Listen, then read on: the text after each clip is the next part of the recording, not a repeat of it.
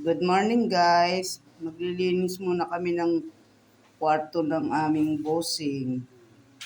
Kasi matagal ako nagbakasyon. 2 buwan. Kaya hindi siya naaayos ang paglinis. Yan guys. Nandito po yung aking pamangkin. Tinutulungan niya ako.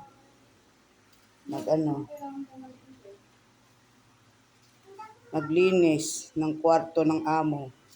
Ang dumi. Yung iba ningat-ngat na ng mabait.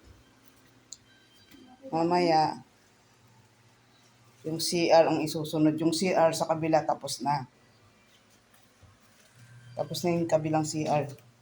Guys, inuna muna tong kwarto. Yan. Yun yung apo ko. Iyan ang mami. Ang sipag. Yan ang basura guys. Oh. Yan ang basura. Yan ang basura. Ang daming kalat. Ay, Andre, musta ka na, baby? Guys, ito yung maliit na CR. CR dito sa labas. Yan, nalinis na yan. Tapos na nalinis ng pamangkin ko. Yan, guys. Yan. Nalinis na, guys. Sige na, guys.